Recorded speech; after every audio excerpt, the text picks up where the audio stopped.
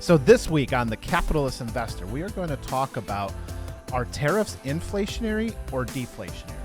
And also, we did get a question through our website about Social Security and how the big, beautiful bill has changed the landscape. Hey, Tony, how we doing this week? Good, man. I'm sore. I'm just tired. It's like this one stretch of the summer where I'm fortunately playing a lot of golf. Oh, yeah. Nice. It happens for about a month where it feels like I'm just playing golf. Yep. But that happens 1 out of 12 months. So, just my body's hurting. How you hitting them? Terrible. So bad. It's getting a little bit better. I got a lesson and I'm doing better. Well, it's like one of those things. But I was playing really, really bad, and I played a match yesterday and I shot fairly good.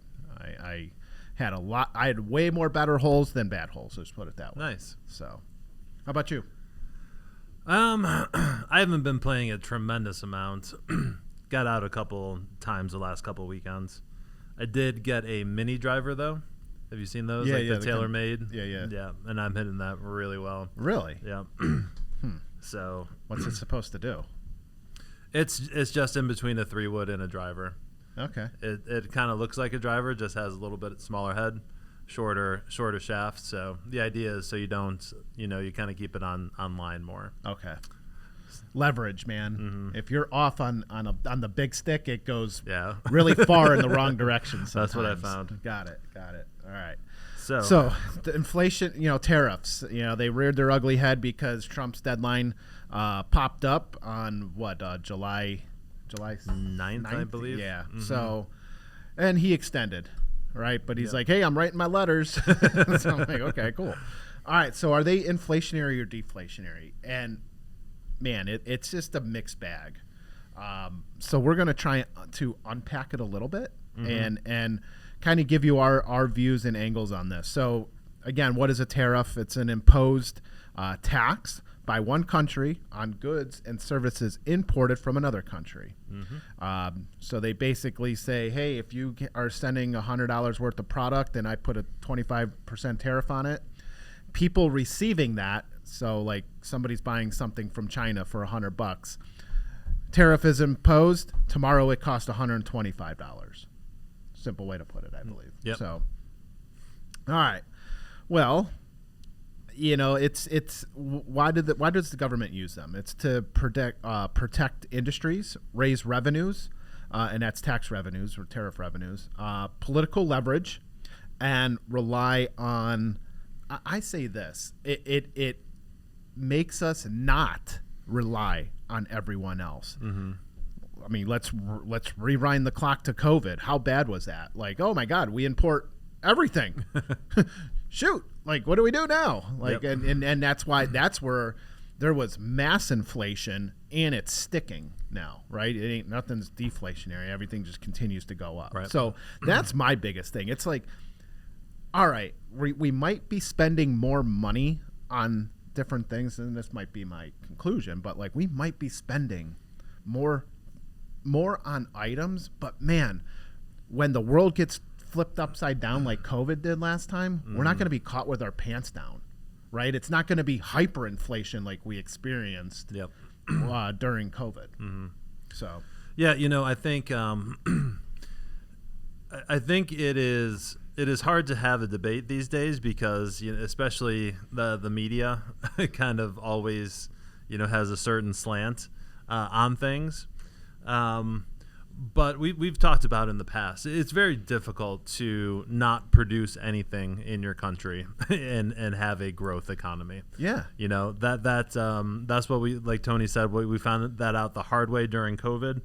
And it's not going to be a short process to bring back jobs and manufacturing back into this country.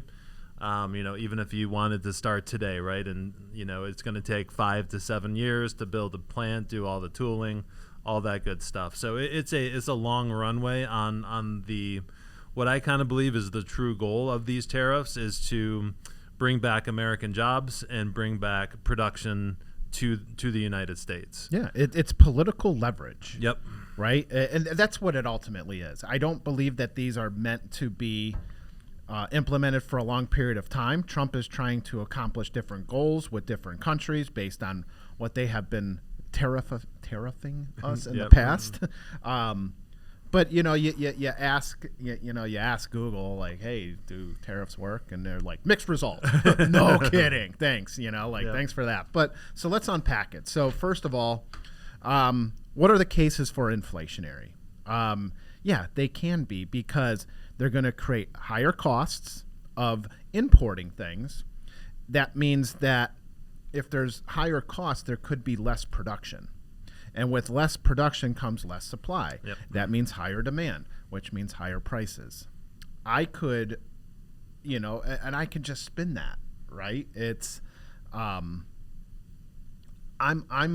think that the tariffs will make, make the saying "Made in America" mean something again. Mm-hmm. That's how I feel.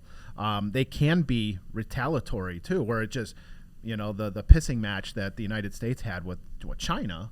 Like, hey, I'm going to raise yours 25. Cool. I got you for 50 now. Hey, I got you for 75. Oh my God, it's 100% each now. Great. Thanks. And I think that fizzled out. Calmer heads came to the table and released that. But, I just feel that that's the inflationary case. It's like, hey, people are just going to stop making less because it costs too much to make. Mm-hmm. And therefore creating a supply demand problem. Yep, for sure. I think I think we've had a couple months of data now, and the tariffs are so hard to keep track of.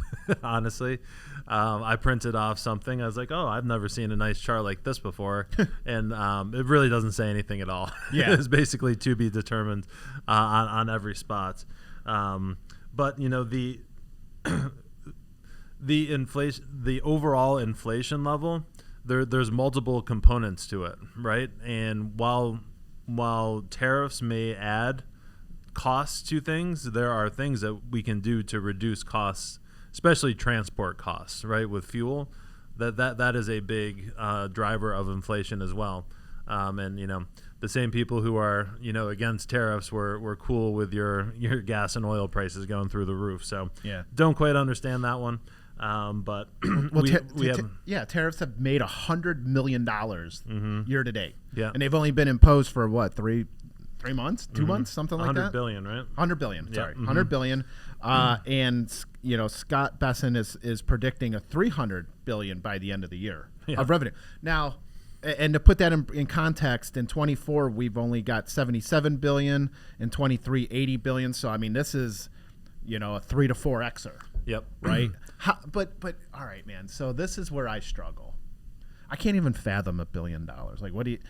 But quote unquote billions of dollars are thrown around everywhere. Like, oh my God, that thing costs. The Iron Dome that they want to build is what they're projecting, like $50 billion for that. It's probably going to go over budget, but it's 50. Like, that doesn't seem bad when we printed $4 trillion. Like, billions and trillions. Like, if you ever see those like visual things where they stack up, like, here's what 10 grand looks like, here's what here's what $100 million looks like, like these numbers are like, oh, this is a lot of money. I'm like, dude, you guys spend that in like in just whipping of a pen. So it's hard for me to understand and to really understand, what are they going to do with the money then? Like, because there's all this quote unquote waste and stuff. Like, where does it go? What is the purpose? What are they going to do with it? I think what did Trump say he was going to do with the tariff stuff? Wasn't he gonna? He was going to give money back to people, right? Yeah. Is that what you're talking about? Yeah, I doubt it's going to pay off the. Well, I think that's $36 trillion in debt. I think I think that's his long-term goal, is to reduce the deficit with the revenue that comes in from tariffs. Yeah. Again, when you ask Google, all right, what are some of the deflationary items, they come back and say, oh, it reduces demand and increases supply. well, then that leads me to believe that there's going to be slow economic growth, Right. which can hurt business investment, consumer confidence, creates layoffs or hiring freezes, creates a strong dollar. So, on the deflationary side of things, I feel that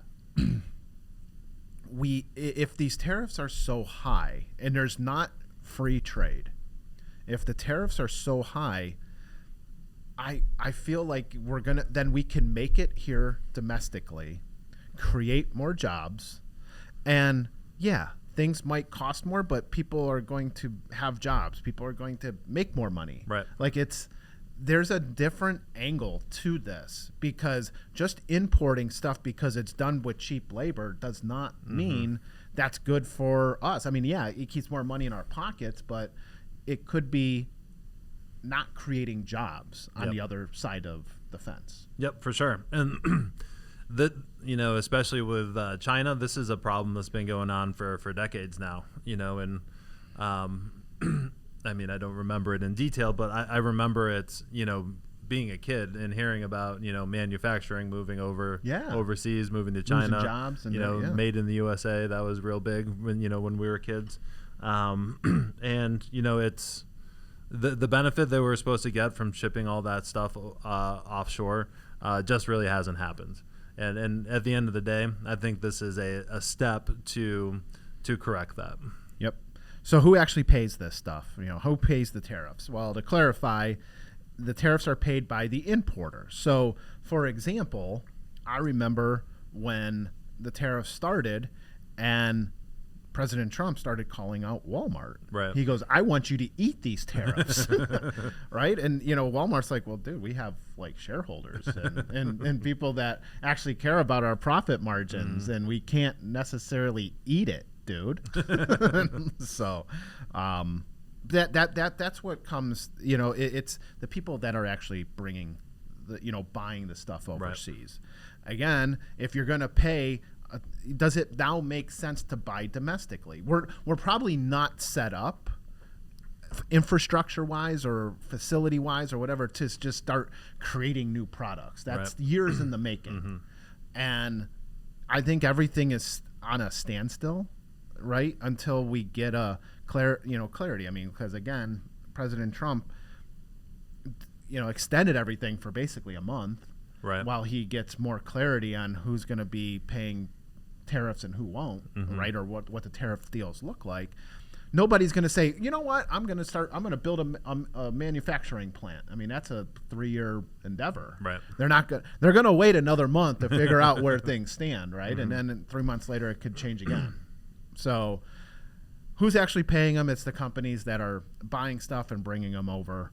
And again, I will still stand on this mountain and say that is the opportunity to create more jobs here domestically, and also just create self-reliance on basic materials, right, basic items that we use on a day-to-day basis.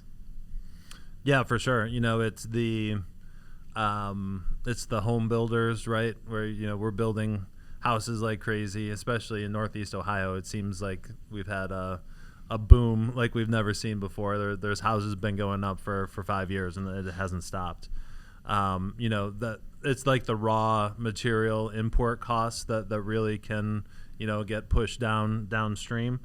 So if you're out there questioning kind of what stocks would be affected by these tariffs, there's anything with those high import costs for the raw materials, so home builders, car manufacturers, those are likely to be the ones most affected. But there's nothing that says that just because there's a tariff that the company has to automatically pass that through to the consumer. Yeah, the winners of the sectors affected the most, or people affected the most is obviously domestic manufacturing in the short term. Again, making made in America means something again.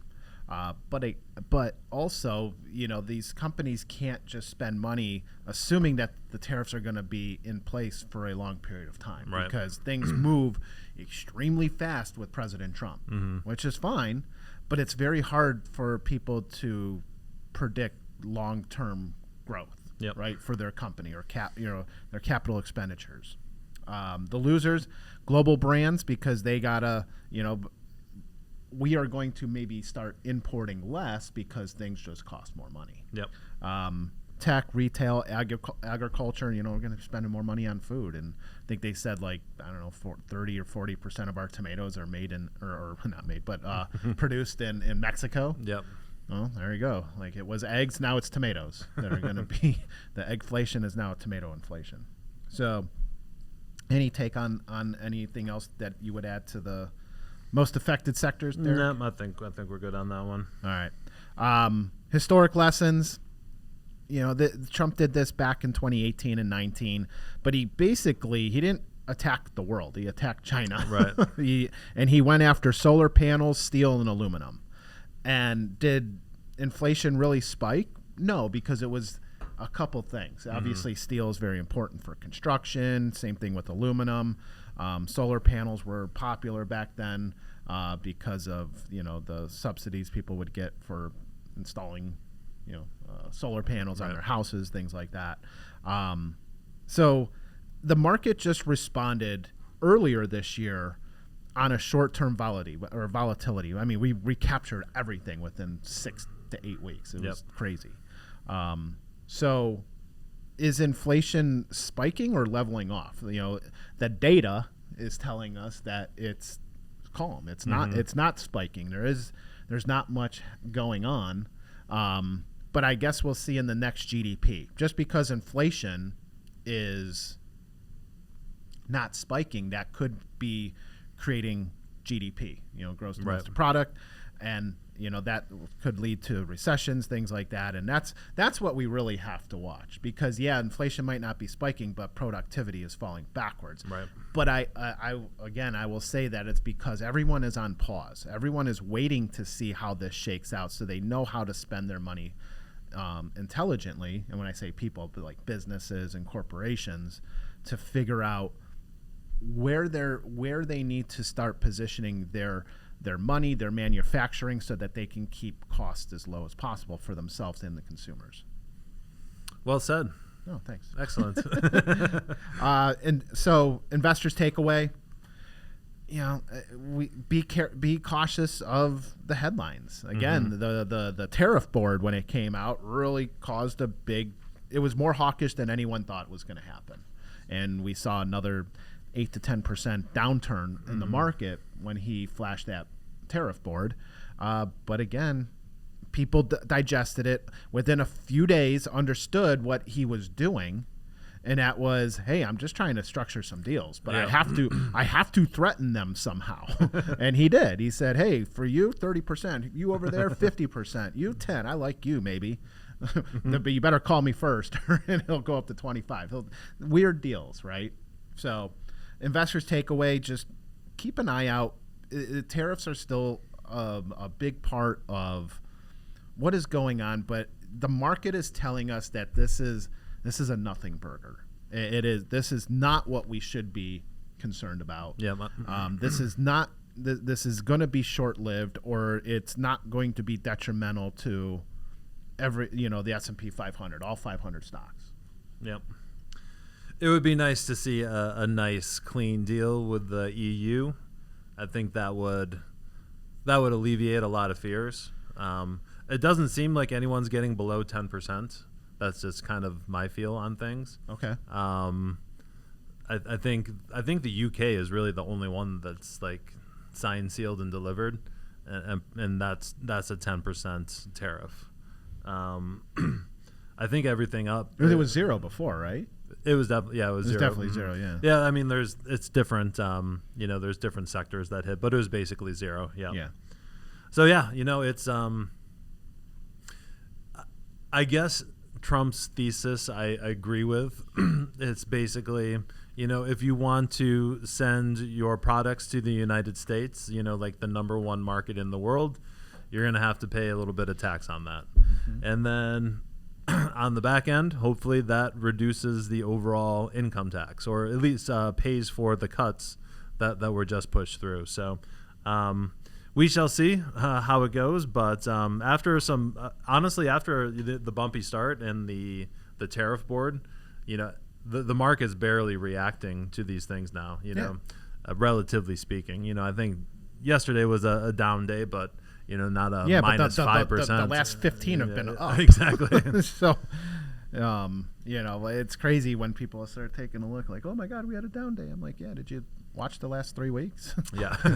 Haven't seen red in weeks. Yeah, that's crazy. Yeah. So, to address one of the questions I got the other day from a listener kind of email coming in, and if you have any questions for us, what is it, Derek? Info at swpconnect.com. Yep. One of my clients just, or one of the listeners kind of came out and just said, hey, big, beautiful bill passed, Social Security, there's tax cuts. Does this help me? And, within 5 seconds, the answer was no. Right. Because there's a couple things. The biggest hurdle is age. This affects people that are 65 and older. He's 63. So it will not help him for at least 2 more years. And the other thing is that if you're a single filer, you can't make more than basically 75 grand. If you're married filing jointly, you can't make more than 150 grand. Mm-hmm. So if there's like big pensions, your high RMD distributions or inherited RMDs, things like that create income in retirement, there are income limitations on that too. Mm-hmm. So we'd love to talk about the big beautiful bill, but holy cow, man. It is very hard to really understand if it's good or bad. Mm-hmm. Right? Because it's just shifting on how it's just molding different tax ideas. SALT was increased, state and local tax, extension of the 2017 tax cuts. They're like, oh my God, this is going to cost us $10 trillion over the next decade. And, they said that last time. Yep. We talked about this before the show started. They talked about it being a cost where it actually increased tax revenues because it created growth. Yep. People spent more money and paid taxes on the stuff they bought. Mm-hmm. Therefore, they created more money. Yep. They created more tax revenue. That's the bottom line. If you're, in the middle politically and they're wondering which way to lean, we're not taxing and spending our way out of this mess that we're in. That is certainly not in the realm of possibilities. And we're not increasing our spending and increasing our taxes and getting our way out of this mess either. The only way is through increased revenue and increased domestic production. That's what we have to do to get out of the extreme budget deficit that we're in. Yep. So, but the quick and dirty on the Social Security. Yep. You have to be over 65 and make under a certain amount. Yep. So. And there was always going to be restrictions on it, right? You can't be pulling in $500,000 in investment income in your retirement and then get free Social Security. It's meant for the people who don't have much in addition to Social Security. So I think that's a good thing. I think no tax on tips, especially in that bracket, because no tax on tips is probably like for younger people. Mm-hmm. So that is that's a really good thing too. I remember when I was in college. Yeah. Right. And I was bussing tables, serving and things like that. Like I had no other income except that. Right. And I got excited when I, got paid in cash because then you quote unquote don't report it or report as much or whatever it may be. Not that I did that. I reported every dollar, but I know other people that didn't. Right. but with the Social Security, I know a guy. All right. I woke up our engineer. Yeah, and then so what it does is it's a tax deduction up to $6,000 for seniors age 65. Yep. So that's what it is. All right. Take us home, D. All right. Well, good stuff this week. If you guys have any questions, comments, or concerns, hit us up at info@swpconnect.com. And we'll talk to you next week. The opinions expressed in the podcast are for general informational purposes only and are not intended to provide specific advice or recommendations for any investment, legal, financial, or tax strategy. It is only intended to provide education about the financial industry. Please consult a qualified professional about your individual needs.